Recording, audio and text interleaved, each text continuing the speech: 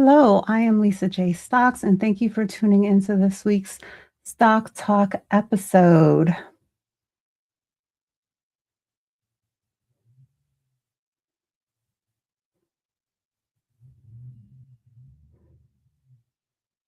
We are going to get started.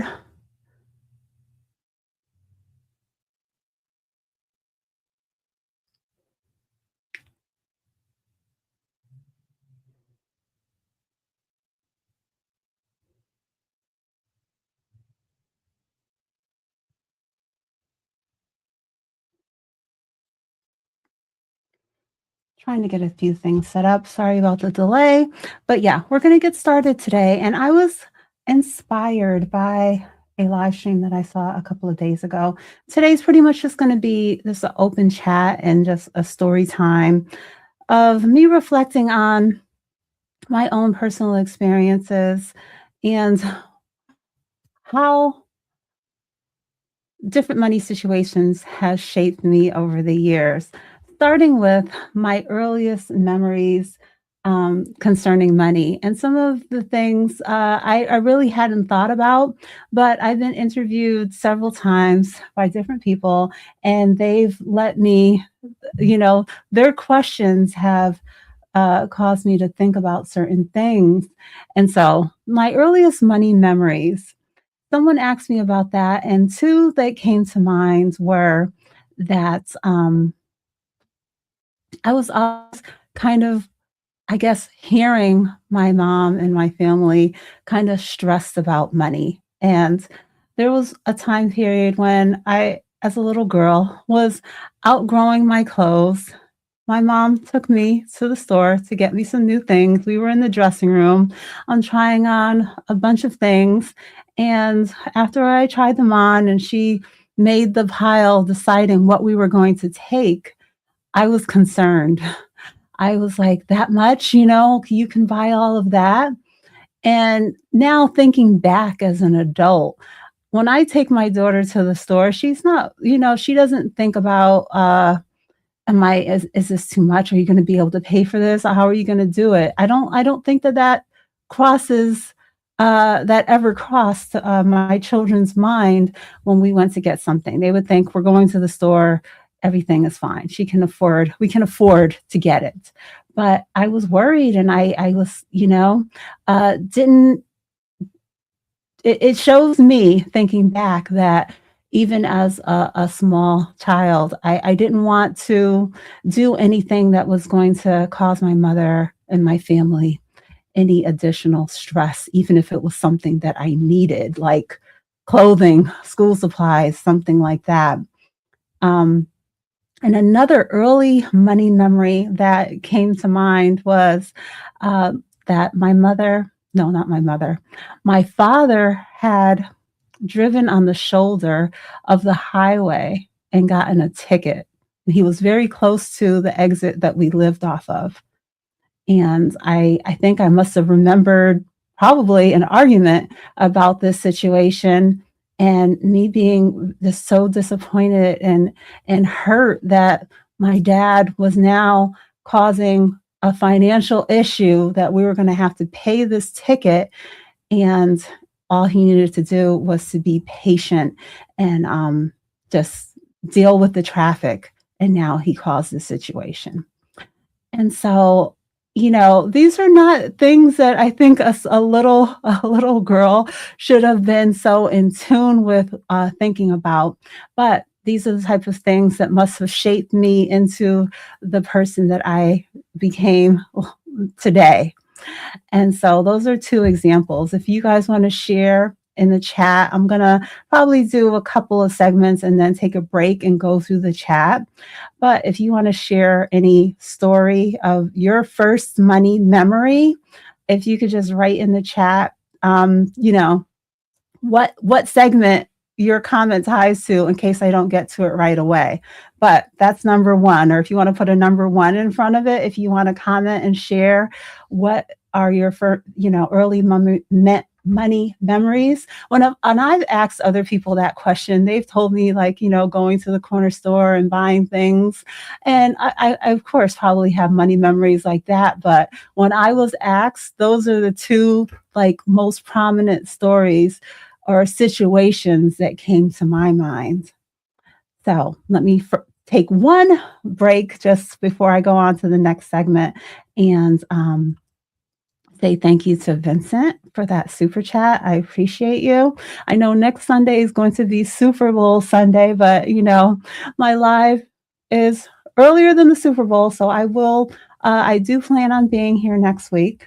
I think next week is Super Bowl Sunday. I'm not even 100% sure on that, but I think it is. And um, thank you to Joe for being in the chat, being a member, a moderator. Members, please use those members emojis and drop your membership milestone so I can make sure to highlight you guys also. And okay, so now let's go on. Like I said, guys, if you want to share your earliest money memory, feel free to do that, and I will be coming back to that in the chat. Now, point number 2 that I want to start to talk about is every dollar having a job. And when I started working, this is one good thing that my mother instilled in me, is that she always had, even if it was a small amount, she had a Christmas club that she did through her credit union, as well as just a regular credit union account. I'm sure that they weren't it wasn't anything significant, but at least the Christmas one allowed her to have, a little something put aside for that time of year. And so that's something that I also started doing. I worked at the same company that my mom worked at for well over 10 years, and she worked there for nearly 30 years. And so I also did that. And I want to touch on that because that was, I didn't have the presence of mind of understanding certain things. You just kind of do them. But now that I am, sharing my journey and using these different terms and things, that was my start to having an emergency fund, setting up sinking funds. And that has developed into something different today, but it's just that was the first stepping into doing it. And I think it's a great thing to incorporate is having some of your savings. We're definitely going to get onto investing, but having some of your savings automated so that you you don't have to do it to the level that I do or some others do. You can just have one account that is the to emergency funds, savings account, cash that is ready to deal with whatever comes up. But if you want to be a little more detailed, you can have an account for vacation, for holiday expenses, for your next vehicle. I know I happen to use Discover, and I have many accounts with different names for different reasons. And so it helps me to break things down. And of course, all of these accounts belong to you. So if it comes down to it, you may have to take some of the money for the, housing repairs and fix the car, for example. But at the same time, maybe it'll give you a good incentive to see how your things are building and just have those different buckets and goals set up in that way. So this is point number 2. If anyone wants to share on that, you can put a number 2 and make a comment in the chat as to how do you set up your different accounts and sinking funds, or how do you goal set? Just have one account and that's just your go-to for everything, or do you like to have things set up for different reasons? And so, okay. And I think when we think about, budgeting and saving, we really need to take it seriously. And I always say, if you don't want to make the full commitment to every single solitary month, like getting down to a zero-based budget of knowing, where every last dollar is going, at least start by doing it. Take a 3-month time period, look back, and get a handle on what is going on as far as your finances. How much are you eating out? How much are you paying for subscriptions and gas and all of those different things? The essentials, the variables. Break everything out into different categories, and then you can then determine if there's anywhere that you can make improvements, if that's what you're striving to do in order to increase your savings, or um, maybe increase your investing. Get rid of debt, those things, because every dollar that you find can then be reallocated to something that is more important to you when it comes to your budget. Okay. All right, so that is number 2, if anyone wants to make any comments related to that. And I see a couple of people, let's see. Okay, so Jane, Jane is sharing that she has a few accounts, but do don't do individual sinking funds. Okay, well, what's Dr. Ninja sharing here? 2026 is my first year setting up categories in sinking funds. All right, all right. I do zero-based budgeting, but I have a 1 expense buffer outside of my emergency fund. Okay, okay. Yeah, everyone, whether it's investing or saving, don't feel like it's a one size fit all thing. There is some flexibility in certain aspects to it, but I want us to be on board to do, some level of budgeting, definitely having savings put aside, not being intimidated by investing. But like I said, we're all going to go about it in different ways, and there are different methods to go about it. So you're on the journey to save 1,000 for rainy days. Okay. So guys, one thing I do want to share that if you don't already have it, it's okay to start small. And if this could be your first goal, if you don't have it already, I would love for everyone to at least have 1 paycheck in a high yield savings account. That could be a first step for yourself, or any working person should have that to give themselves that first initial buffer. And then from there, you can set a goal as to, 1 month expenses, 2 month expenses, and move up from there. But I think that's a good first step to have. I'm not tying it to a dollar amount because everyone's earnings is different. But if you don't even have even 1 paycheck put aside, that you are literally, you would say, 100% you are paycheck to paycheck on having money. Let's have 1 paycheck put aside, so that you have that to fall back on. And then from there, of course, continue to build on it and set the next goal.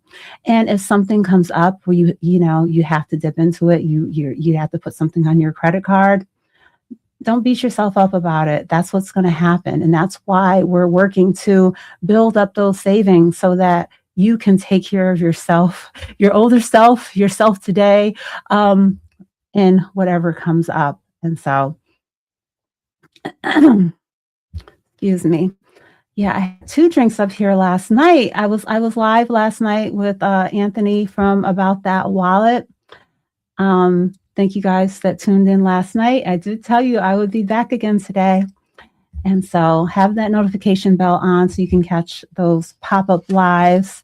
But I do always try to be here on Sunday at 3 p.m. Eastern Standard Time. Okay, so now let me see if anyone else had put, here's a number 2. Let me stop and take a look at Joe's. All right, so Joe says, I now have separate accounts for different automatic payments. I have a credit union account, high yield savings. I have a money market account and 2 separate bank accounts, all um, at Fidelity. Okay. So yeah, everyone is going to be different, but you know, make a goal, figure out what feels comfortable to you. But from what Joe is sharing, I definitely know that she has all of her money, whether it's in cash. Well, this is all related to cash right now, but whether it's a high yield savings account, the money market account, definitely at Fidelity, they have, a competitive APY when it comes to the SPACs or wherever you may have cash sitting. So she's making sure to maximize her money and not have it at a local bank, which is going to be at like 0.01%. And like I said, even if you're starting out trying to get to that one paycheck or $1,000, or you're working on a smaller goal, have it in a high yield savings account. Even if you're earning, I would rather be earning, you know, 10 cents a day than 1 cent in 6 months. You might think like these amounts are small. I don't have a big account yet, but start striving to earn that interest, because what you're going to get at your the brick and mortar bank is very so insignificant. And it might be something new to you if you've never done it before, but there are many insured, reputable banks out there that you can be comfortable with using, even though there may not be, most likely will not be a physical branch for you to go to. Um, I don't know if that's an obstacle for people. It's definitely different for most that are used to having a local branch, which I do have that also, but I try to keep a minimal amount of money there because the interest rates are very poor. Okay, so let's see. One paycheck to me is 1 month of rental property mortgages. That is my goal. 1 month of rental property mortgages. Okay.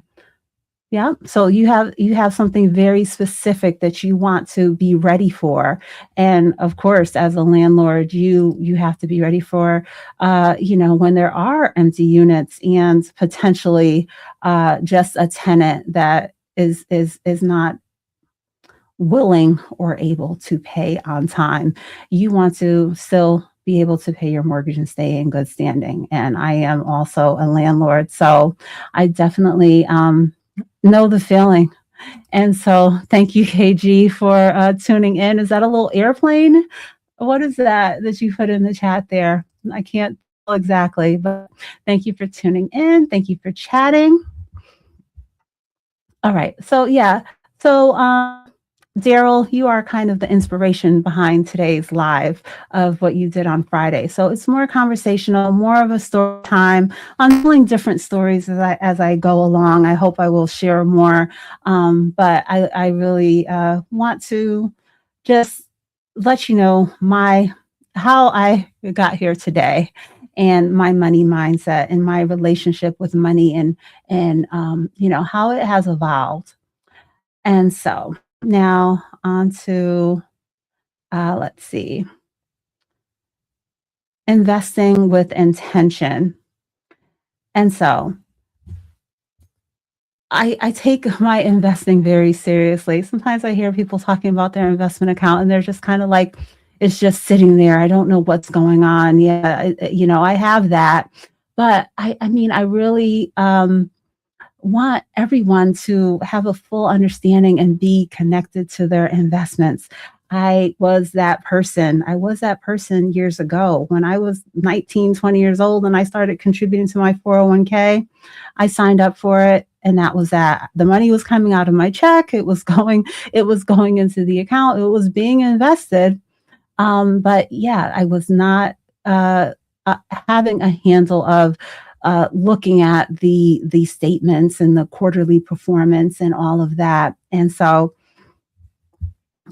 I really want that to be a huge part of what I continue to bring across on this channel is whether it's a job you've been at for some time now, a new job, make sure you're taking the time, if you have a 401k or 403b, something that is you have a limited amount of investment choices through your employer, have an understanding of all of your choices and make sure that you are in tune with what is truly the best choice.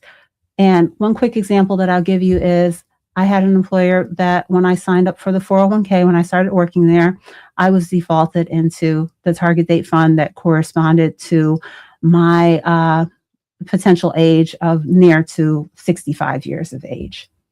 And, once I gained more knowledge and became more hands on with wanting to review every single account that I had, I then saw that FXAIX was an investment choice that was available to me through my employer at Fidelity, which is an S&P 500 investment there. And so I, at the time, left what I had already contributed into the target date fund, and I changed my going forward contributions to be 100% into the S&P 500. But if I hadn't asked, I would not have known. I use Fidelity, and under Fidelity, if you go to the net benefits tab, you most likely will be able to see all of the investment choices. And I haven't done any research on it. I need to maybe ask ChatGPT or something on how the companies determine what is going to be available to their employees as far as the choices of the investments. Because it's something that's very interesting. And I think a lot of us are not putting the work in there and in time losing so much money and being in underperforming investments that are too conservative for our age, because that's the system that these financial advisors are building. And this is not financial advice. I am sharing my personal journey, and I definitely have found that there is time for your portfolio to recover. And I don't think that people need to be conservative, having any percentage into bonds and some of these type of investments when they're in their 30s and 40s and really plan on working another 20 plus years, because it's just not, you're not able to capture as much of the growth and gains that you really can take advantage of, because you have time. Time is on your side in continuing to build your portfolio, and time is on your side, like I said, in the need for you to, have that buffer if there is a downturn in the economy and you need time for your portfolio to recover. And that's a part of investing. So you have to be ready for that, but within reason, so that you're not losing out on so much gains. And I did a video last week where it was a quick video, I think only about 6 minutes, where I elaborated again on the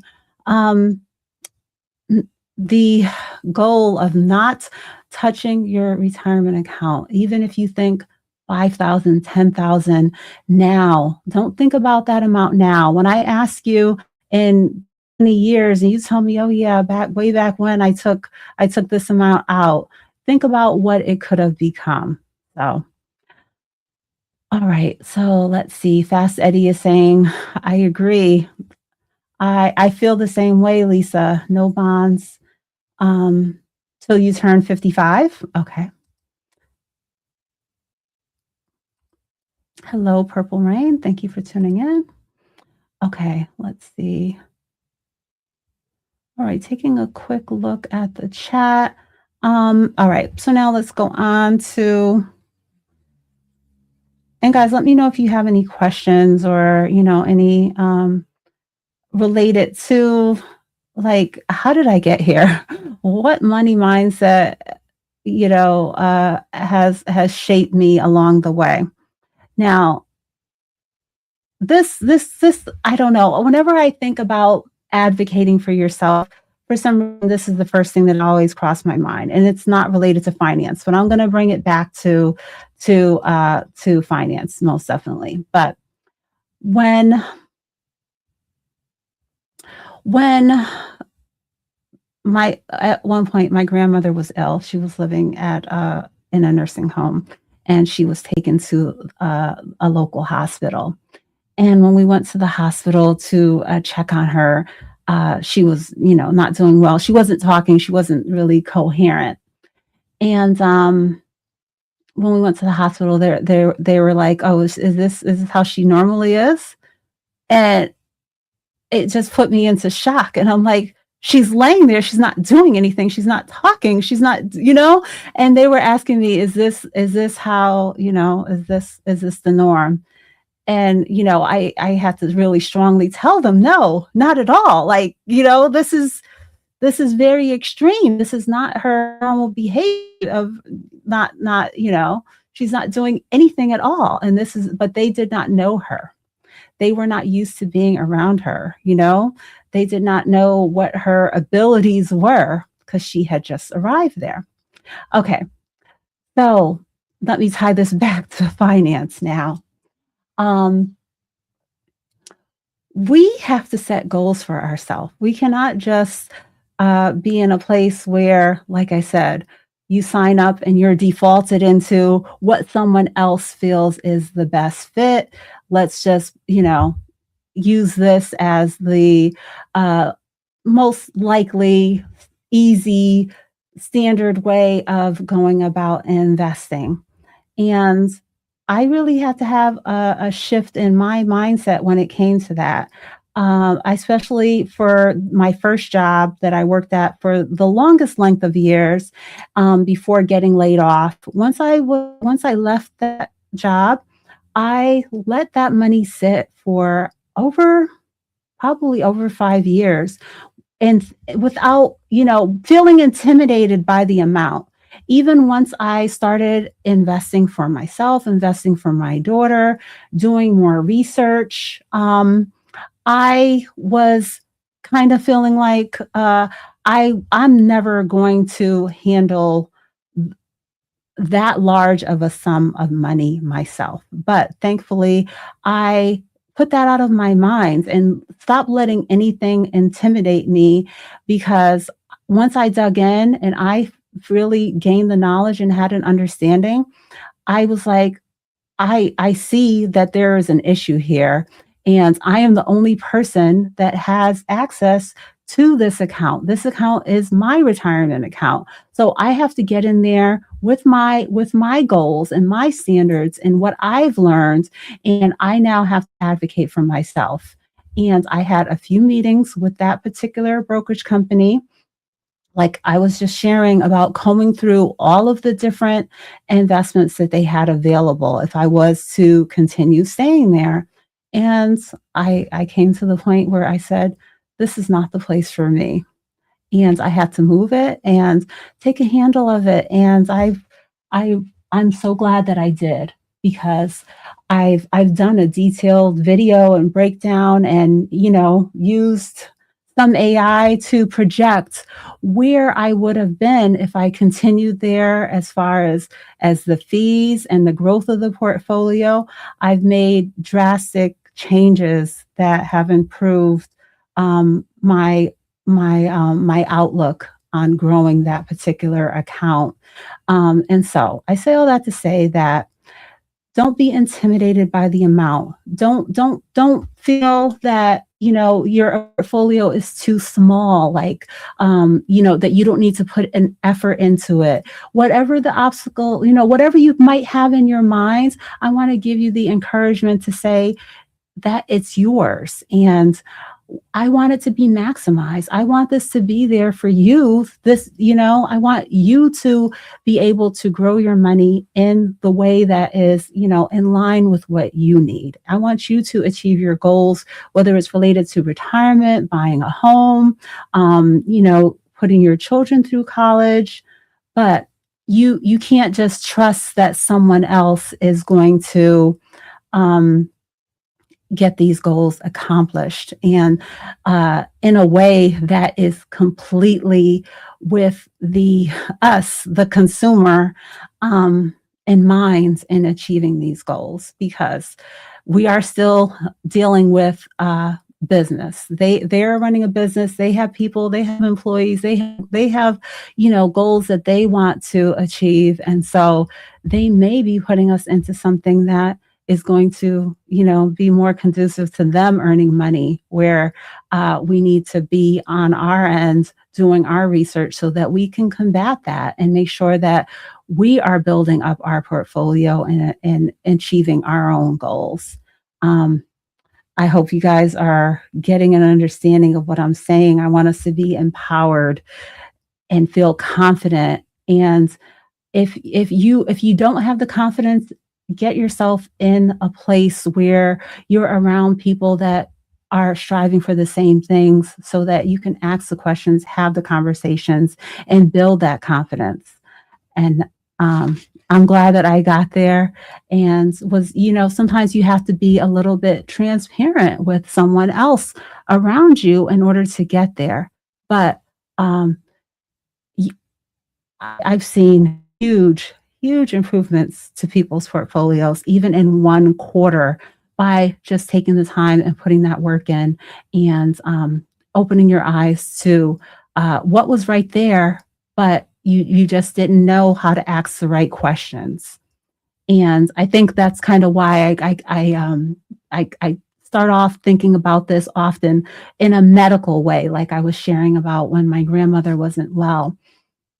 When you have medical situations, I think it's good to, you might, in those type of situations, have someone going to the ER with you, or being there when the doctor is giving the information. But there are certain aspects to our lives that we try to keep private, and finance might be one of them. And by by being as transparent as you are comfortable with, even just sharing the investment choice. If you're not willing to share the dollar amount that you had, that's not the point.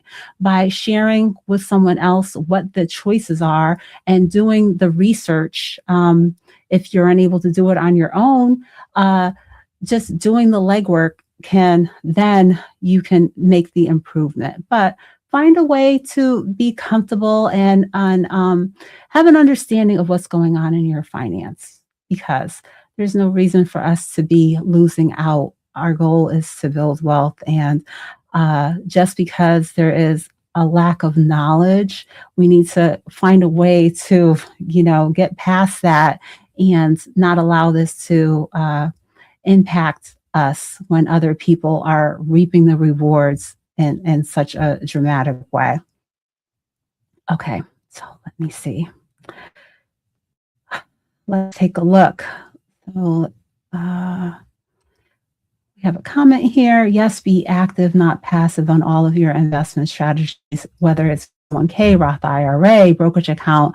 Get the fundamentals down to improve your life. Yes, that is exactly what I am trying to get across in this point. Let's take a look. All right, let me take a quick station break. If you're not already, subscribe to the channel, give this live a thumbs up, put that notification bell so you can keep up with my videos and live streams. Check out my referral links. They're in the description of this video, as well as all of my information is in my link tree if you need to find my email address or anything like that. It should be in the description.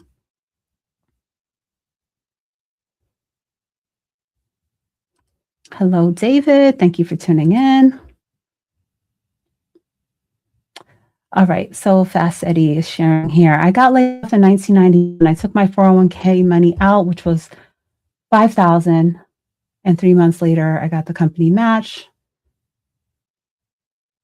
So that amount since 1991 until today would be well past $30,000. I'm guessing it did not get reinvested. And was not able to flourish in that way, but at least you have your eyes open to that, and thank you for sharing that scenario, um, because this is what I mean, that 10,000, 5,000 from yourself and 5,000 from the company, you are willing to know, to share and realize that, um, using the investment calculator, you can determine these things for yourself and know where your portfolio can grow to. And I saw someone recently and they were saying, yeah, I don't like when people are saying, their account is just sitting there. It's just sitting there. I look at my when I look at my account, if it's just sitting there, if I have that attitude when I look at, something, that it's not good. If it's just sitting there, I'm gonna have to get a handle of it and get it to, make some changes so that when I look at it, I'm happy. I see that it is thriving and flourishing. I'm talking about my portfolio like it's a plant or something.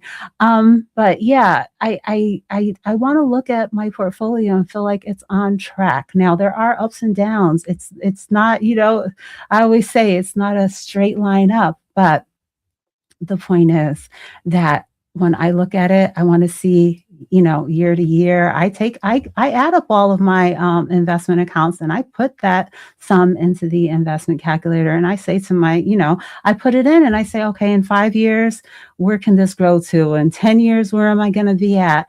And it makes me happy. I'm not looking at it with anger. I'm looking at it, feeling good about what the future is going to hold. And that's what I want for all of us. And so, definitely, by taking any sum of money out, we're not going to be on track for that.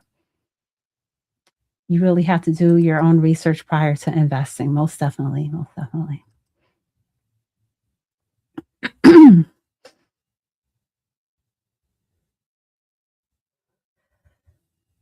Ooh, I don't know what Anthony was referring to back here. 6 minutes is all it takes to do what type of research or what budgeting? What was that about?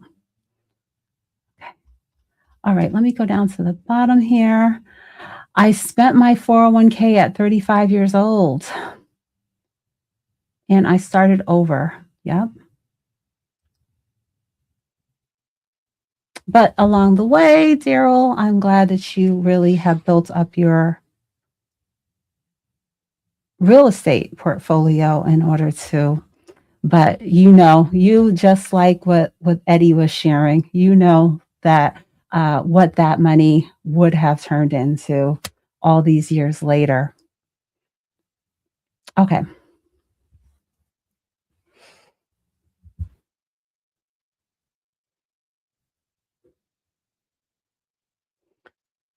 let's see.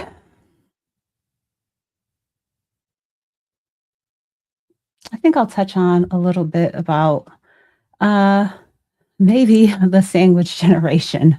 Uh, so, if you guys are not familiar with that, it's when you were kind of in the middle where you have, like myself, for example, I have a minor child that cannot drive yet, that I am, providing financial uh, everything for, food, housing, everything. And of course, clothing, education, everything is where I have to be have my hands in. But on the other end, I also have a mother who can no longer drive and needs help with certain things also. And so that's just a quick example of how I fall into the sandwich generation. And I'm touching on this because we have to be willing and ready be to do the tough work and answer the tough questions and be responsible and think you want to do things today, but where is that going to get you in the long run? And I want people to be aware of this because when you hear the statistics and the numbers as to how much you need to have for retirement, everyone, some people don't have realistic goals or do not have a goal at all when it comes to building their retirement portfolio and what their income is going to look like when retirement rolls around. So, as far as, if there is a pension, if you are going to receive Social Security, and then what amount of a investment account are you going to be able to build up? How much real estate do you have that potentially, down the road you may sell or even still be generating income from? So I say all that to say that when we're making choices today, as far as paying for weddings, paying for, buying your children a car or helping them with their education and all of these things, are we in the position to be doing those things, or do we need to be prioritizing, uh, focusing on ourselves and investing for our future in order to take care of ourselves and when we are a senior. And we also need to really be thinking about what type of job that we're doing. Is it something that is physically demanding that you're not going to be able to do in your late 60s, perhaps? And with so many changes going on right now with layoffs and technology and AI and robotics and all of these different things, we all need to be ready for the potential of our employment being impacted and not being able to be replaced as quickly as it was 10 or 15 or 20 years ago.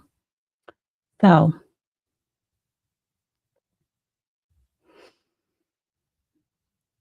we have to be keeping our mind on what the future holds is basically what I'm trying to touch on there. And I definitely am in that place where I realize that for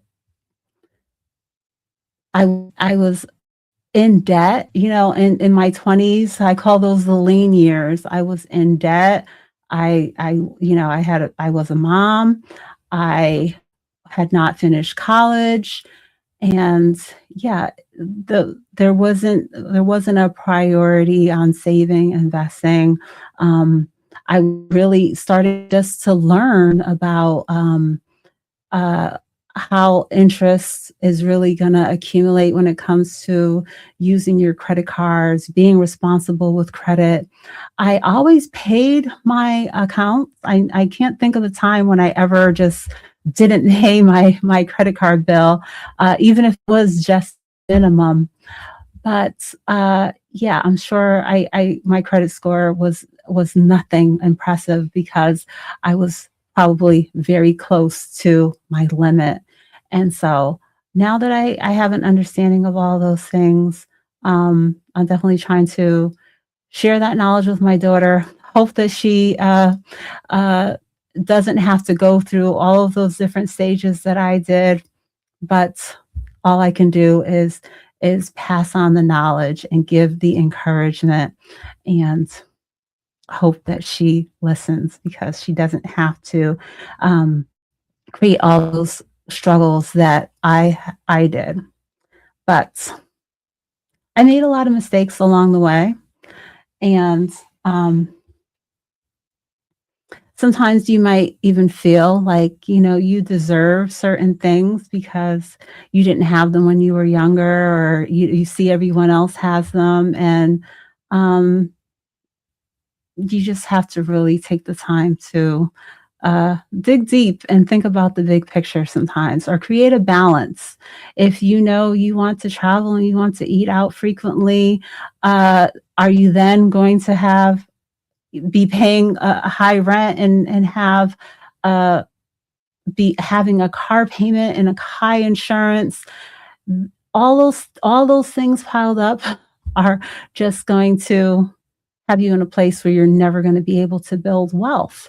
And so you have to figure out what your priorities are. And I would say I want to I keep using my daughter as an example, but I want her from day one to be on track to create a situation where investing and saving is not like whatever's left. you have to be creating that situation that this is a priority and this has to fit into the budget. So let me not get into this expensive apartment where there's not going to be anything left. And you also have to be ready. And I feel like now over the last, I've only had my been sharing in this way, having a YouTube channel for the last 3 years. But even in that time frame, things have changed so drastically. As far as if you had a budget, the rent increases, the amount of potentially taxes going up, our, of course, our car repairs, groceries, car insurance, everything has gone up so much that, someone who just started out a couple of years ago, I totally can understand why some young people have gone back home or have to have roommates or have had to make changes because it is just a situation right now where it's harder than ever to build wealth and be on track to save and invest and have the goals that I'm talking about. But I still want to give that encouragement to strive to achieve that. And like I said, don't buy an expensive car. Don't put yourself in these situations that are going to have you spending every dollar and not be able to make plans and move forward with having a way to uh, build up your investment accounts, have those buffers with savings when something does come up, because, yeah, that's how you run into so much debt. And it's not a good feeling. It's not a good feeling. And now let me talk a little bit about that. Um, when I was younger, I now when I look at I can't say I'm always thrilled, but when I have to look at my whether definitely when it comes to my investment accounts, I'm not looking at it with any stress or like it's like a disappointment. It's more of enthusiasm. And the same thing when it comes to even my checking account. Yes, your checking account, that's just for in and out and paying your bills, but when I go to look at it, it's not that I'm stressed that I'm down to my last I'm less than $20 or something, and I'm not even going to be able to. I couldn't even take a 20 out of an ATM if it came down to it. And that's the type of situation that I was in when I was younger. And I don't ever want to be there again. And so I'm glad that I've finally in time, at least been able to create things little by little uh, towards making sure that I never feel like that again. And I hope that you guys are willing to if have your mind open to it, or if there is someone around you who hasn't started investing or saving, tell them that it doesn't have to be a lot of money. It just because it's a 10 or $5, $10, you can there are many places that you can get started that don't have high limitations that are going to hold you back. Really, I'm saying all this to say that there should be nothing that's holding you back from getting your finances together as far as opening an IRA, a Roth IRA for your future retirement goals. If you don't have that built in at your employer, starting a savings account. You don't have to think that I need to have a huge amount in order to get these things going. So, guys, let me know your thoughts on what I'm sharing.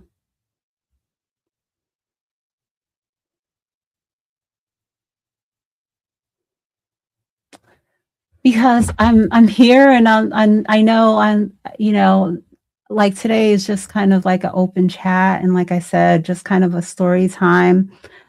But I definitely always think that a smart person is willing to learn from someone else's mistakes.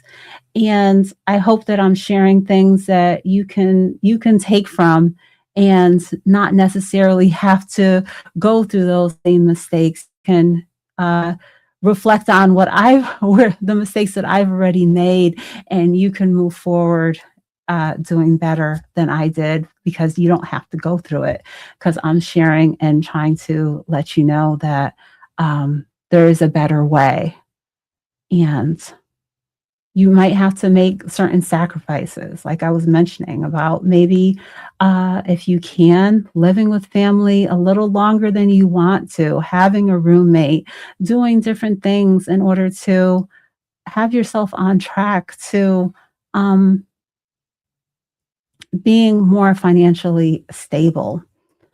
I was watching something, it might have been a reel or something on Instagram, and it was a lender that was talking about how, um, say, he was saying that certain people of certain ethnicities, they never come in with, say, 6 people to go on, 1 mortgage applications, but other ethnicities, he sees it more frequently.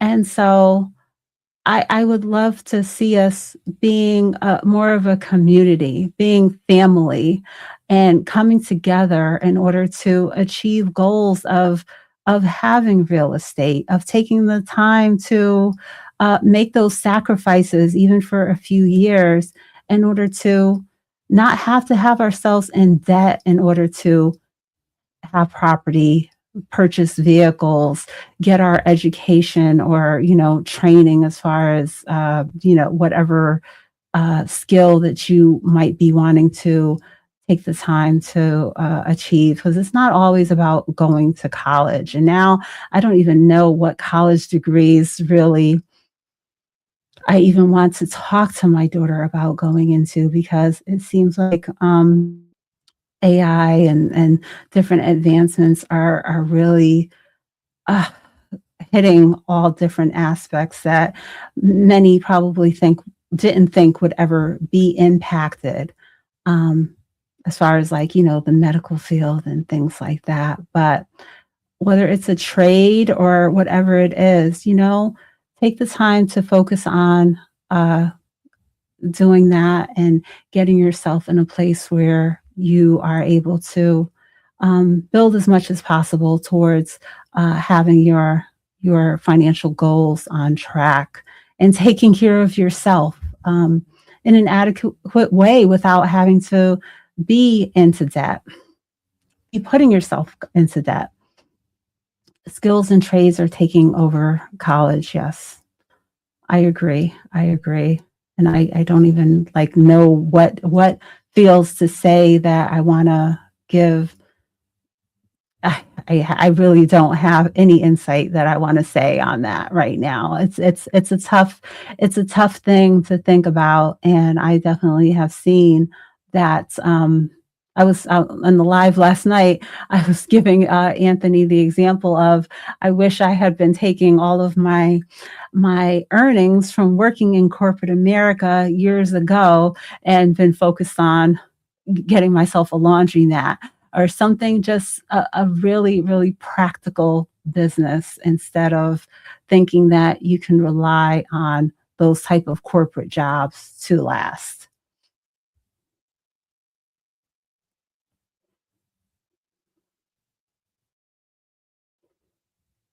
So I'm here that my friends and family are mostly uninterested in saving. I'm just glad I could get a couple of on board. Yes. And, that's how it's going to be sometimes that uh, your immediate circle. I'm not one to say that, people are for a season and a reason and to get rid of anyone, but you have to know who to bring and certain goals and certain things too in order to have a decent conversation. I don't always want to be the most knowledgeable in the room. I want to be around people that are going to uplift and encourage me and turn me on to different things and help me to advance when it comes to whatever my goals are. Today, our topic here, my channel is about, finance. And so I definitely put myself in the atmosphere of being around people that are going to give me that encouragement and an atmosphere where I'm gaining more knowledge, and it pushes me to strive harder. And as you know, and also, like I said, when I discover something, I'm not keeping it to myself. I'm going to share. And most people, many may not do anything with that information, but for those who do, I'm not gatekeeping. I want us to all be moving forward and thriving. And so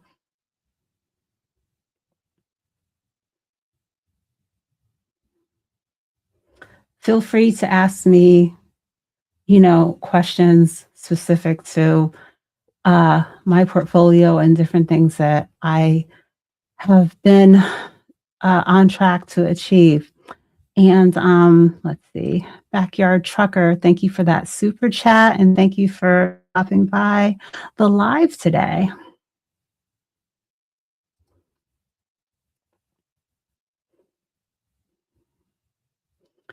And I'm taking a look back to see if there's any comments.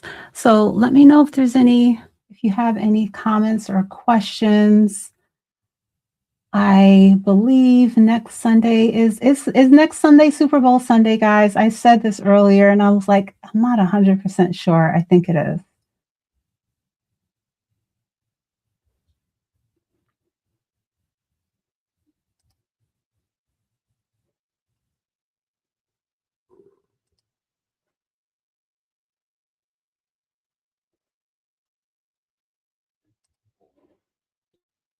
Down to the bottom. Yep, it's Super Bowl Sunday. So I plan on being here next Sunday. Because yeah, I keep to my time slot, and most of the time I feel like whatever we have to do does not conflict with what I am sharing. But just to highlight, this is another last week and this week are huge earnings weeks. We have 6 out of the 7 in the Mag 7 that have earnings between last week and this week. Nvidia is the only one that's kind of later on towards the end of February.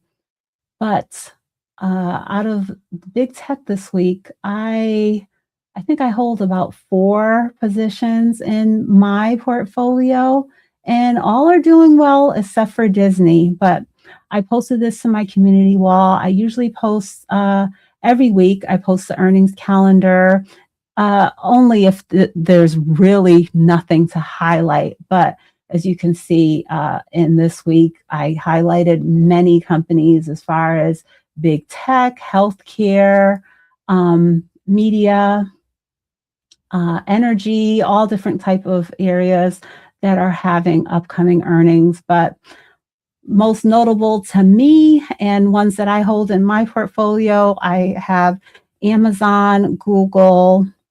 I do still hold some Disney. I sold some a few months ago, and I shifted it over to Netflix. And there was one more that I have. What is it? Oh, it's AMD. I think that's up here too. Yep. AMD. I have a small position in AMD. That's a more recent addition to my portfolio, but not Apple. Apple was last Thursday. Apple is my largest position when it comes to individual stocks. And one of the first investments that I invested into outside of my 401k was my Apple stock. But I also have positions in Amazon and Google. I have some shares that I'm holding in all of the Mag 7 companies. And then I have a few other blue chip stocks in there also. But always remember, guys, you don't have to, you know, figure out how to build a portfolio mixing up all of these individual stocks. I started that way, and then I pretty much took a break from it, and said once I discovered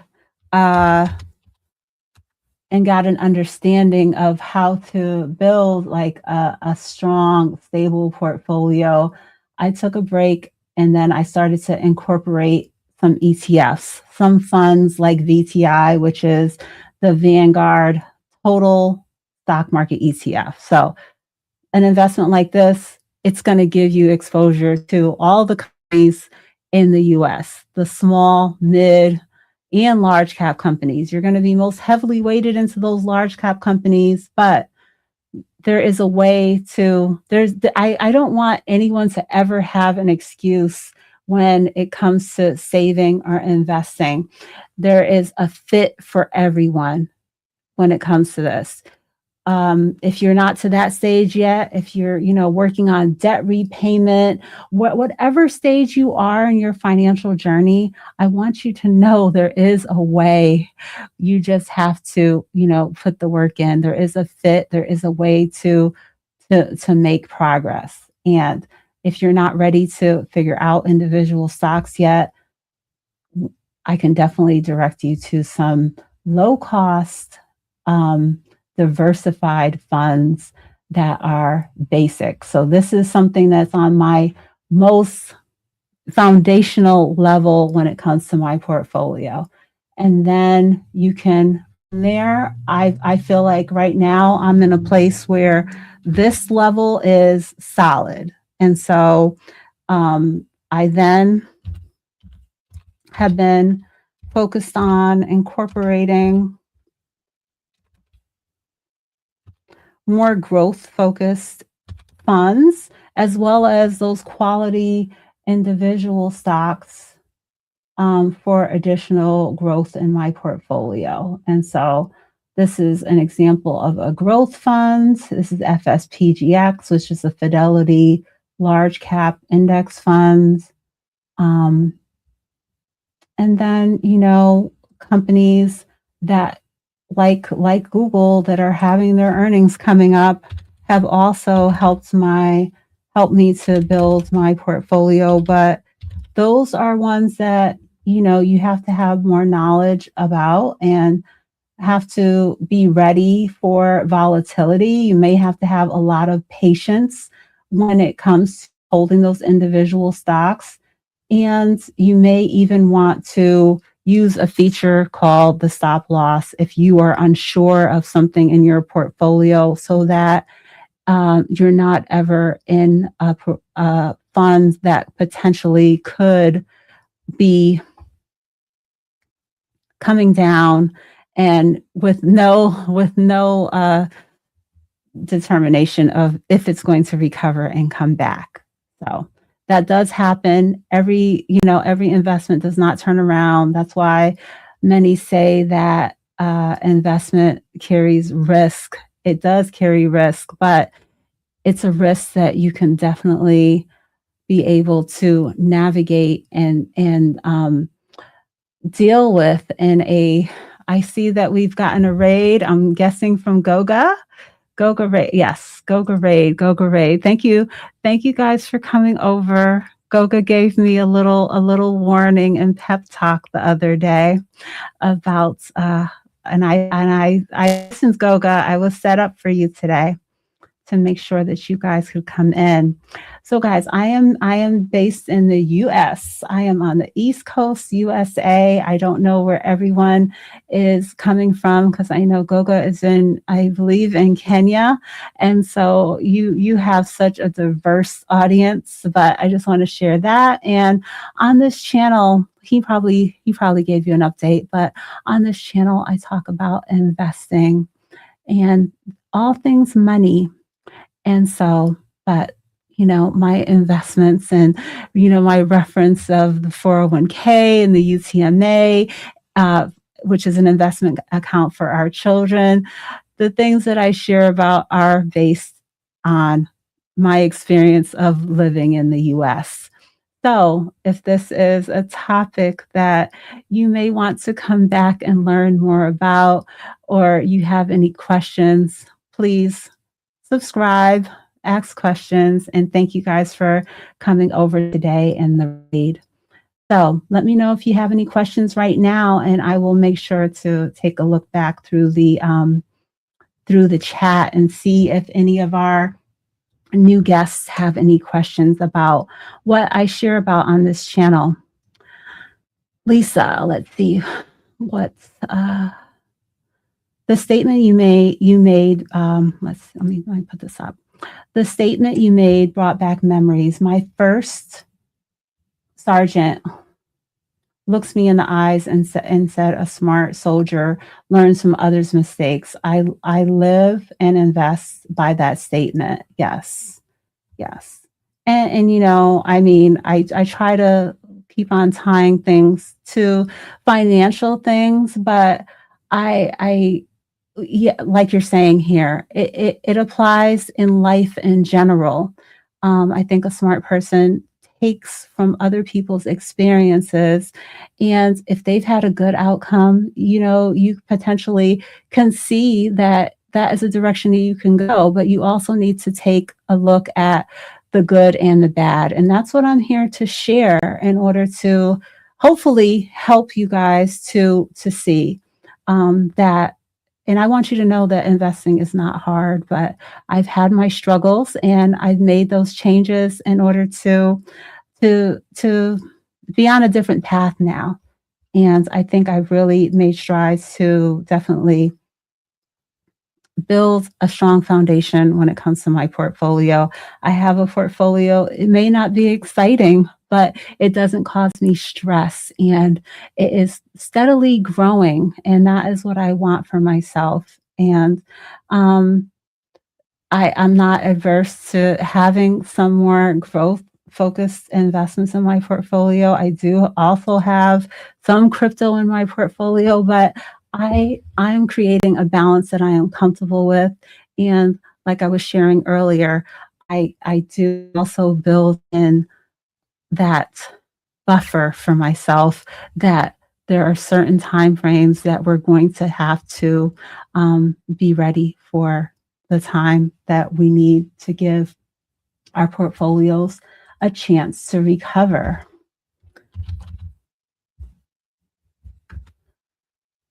And so let's see. Thank you so much. Everyone really appreciate the love over here. Oh, thank you, Goga. Thank you guys for coming by. And let me know if you have any questions. But I'm going to see if I can pull up an example of what I was referring to in my live last night. And I'm not showing you, I don't talk, I want to just be real with what I share. And I don't want anyone for something to come up and you're kind of surprised by it. Now, this is 40 years of the S&P 500, which is a standard that you can use as far as the growth of how the overall US economy is going to move. And I was referring to last night was, depending on your age, you can remember some hard times that we've been through. 2008 was one. The S&P was down about 37%. And then I think I was also referring to this stretch of 2000 to 2022, where we had 3 consecutive years of a downturn when it comes to your portfolio. Now, there's also long stretches of, continued growth, even if it is some years at 1% and some years at 32%. We have to be ready for those time periods when there is, a downturn. And when we look at investing, I want to paint a truthful picture, because I don't want to see people being shaken out of their investments. And some investments, like I said, not everything is going to recover, but I want people to start with investing and think about it long term. If you have a goal that is short term, then you need to be ready to protect that money, maybe shift it into something else. If you're, 67 years old and you know that well, not even before you're 67. Don't wait until that close. If you are approaching retirement age within a few years, make sure that you're shifting your portfolio into things that are in line with your retirement age so that you're ready and you're not going to be in a place where you're stressed about a particular downturn that's going on when it comes to the stock market. And so, um, I just wanted to chat today and just share some of my own personal stories and journey, and just continue, as always, to encourage you guys to not let anything hold you back, because there is a way, there is a fit for all of us to take a part of the potential and the advantages that come from investing, having security when it comes to our savings and not putting ourselves into debt. And I want us to move forward in this way and make strides to do our best to not um, create a lifestyle for ourselves where we're always giving into those wants and not thinking about how we can really be thriving financially. So I'm going to go through the chat and see if there are any questions. Again, I want to thank the channel members who have tuned in today, as well as the mods that are helping and always here greeting everyone, to Vincent, as well as Backyard Trucker for those super chats earlier today. And I'm going to take a look back through the chat. You guys made it safely over to me in the US.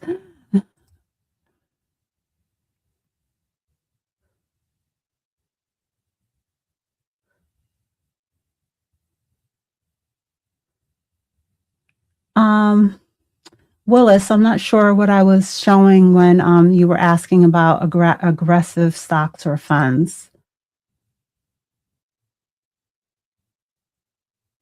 Um, all right, so guys, let me know if you have any questions or comments. I'm taking a look back through the chat, see if there's anything. How is my weather? My weather is very cold. I have not been outside today, but it is currently 19 degrees, and according to my phone, it says it feels like 2 degrees. So I might have to at least. Oh, I have to go pick up my daughter. I have to pick up my daughter. She's at her friend's house right now. So yes, my car will be getting started. I've been trying to make it a point. I was warned. I had a discussion with my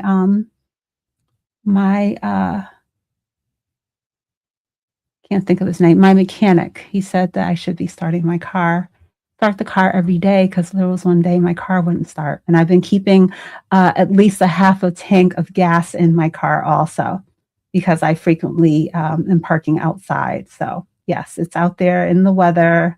And so I want to make sure that I don't run into any issues. But yeah, feels like 2 degrees right now in my area. Okay. So guys, I appreciate everyone that came over from Goga. Like I said, if you live in the US, or you think that, you will enjoy my content, make sure to subscribe, like, and hit that notification bell, as well as anyone else who came across my live today in the shorts feed, or by someone who shared me out.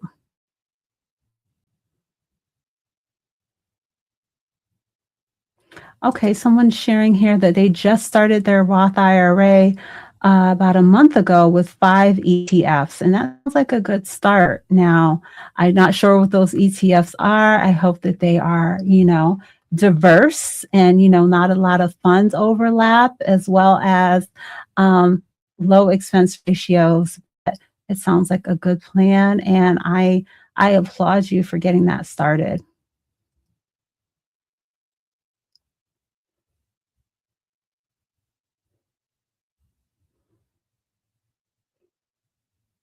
Okay, let me go back down to the bottom.